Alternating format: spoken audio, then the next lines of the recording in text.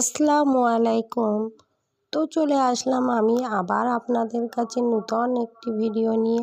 তো দেখেন, প্রথমে আমি আজকে সকাল থেকে তো ভিডিও বানাতে পারলাম না, অনেক কাজের প্রেশার ছিল। তো আপনাদের দাদাভাইও আজকেও বাড়িতে ছিল। তো আমরা ভাবলাম যে একটু বেরোই বাইরের দিকে, একটু ফুচকা বা রেস্টুরেন্টে গিয়ে চাউমিন খেয়ে আসি। আপনাদের দাদাভাই বলল অনেক দিন তো কোথাও বেরোনো হচ্ছে না, তো চলো দুজনে একটু ঘুরে আসি। বেরিয়ে পড়লাম বলতে না বলতেই। সবার প্রথমে আমরা চলে গেলাম একটা শপিং মলে, ট্রেন্ডস দোকানে। ট্রেন্ডস নাম অবশ্যই আপনারা শুনেছেন। এই দোকানটায় প্রচুর কোয়ালিটিফুল জামা কাপড় পাওয়া যায়, এত সফট, একবার পরলে আপনারা এই ট্রেন্ডসের পোশাক তা আর দ্বিতীয়বার অন্য কোনো পোশাক পরতে পারবেন না। এত ভালো লাগে না এই দোকানের পোশাকগুলো পরতে। আর 1 মাস পরেই তো গরম পড়তে থাকছে। তো আপনাদের দাদাভাই তো দোকানদারি করে, তার জন্যে তো প্রচুর জামা কাপড় লাগে। প্রত্যেক দিন একটা একটা করেই পরে আর ফেলে রাখে, যে কাচাতে হবে, সারাদিন তো পরে থাকে।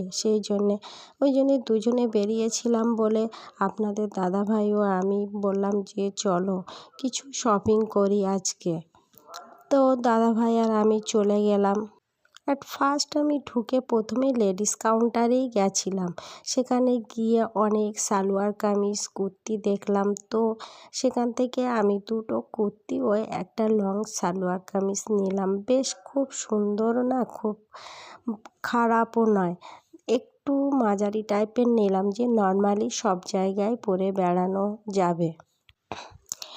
কোথাও একটু বেরালাম সেটা পরে যেতে পারবো, বা কারুর বাড়িতে গেলাম সেটা পরে যেতে পারবো। এই ধরনের কোয়ালিটিফুল আমি বেশি অংশই পোশাক কিনি।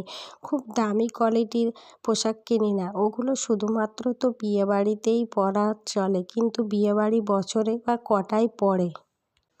তারপর আমারটা নেওয়া হয়ে গেলে ছেলেরটা দেখলাম, চারিধারে ঘুরলাম, ঘুরে ছেলের জন্যে কয়েক পিসও গেঞ্জি কিনলাম। দেখছিলাম যে শার্ট কেনা যায় কি, তো হাত দিয়ে দেখলাম যে শার্টটা কিনলেও তো পরবে না, গরম পড়ছে তো টিউশনিতে যায়, তো তার জন্যেও তো গেঞ্জির দরকার।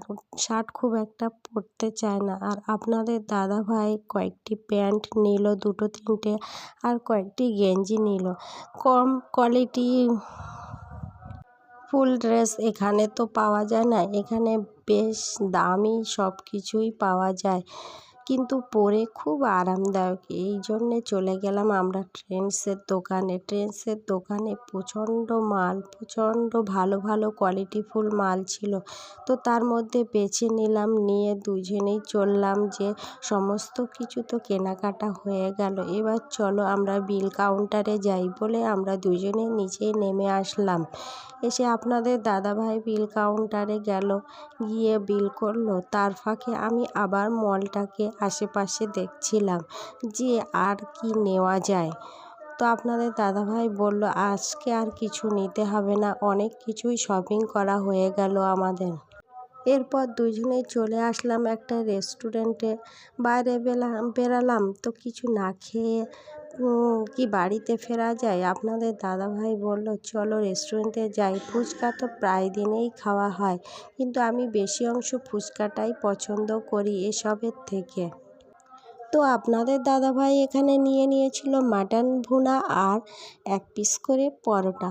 তা পরোটাটি খেয়ে দেখলাম খুব ভালো লাগছে, তো আবার 2 পিস অর্ডার করলো আপনাদের দাদাভাই। তো সেটা নিয়ে আমরা দুজনেই জমিয়ে গল্প করলাম, আড্ডা মারলাম ও খেলাম।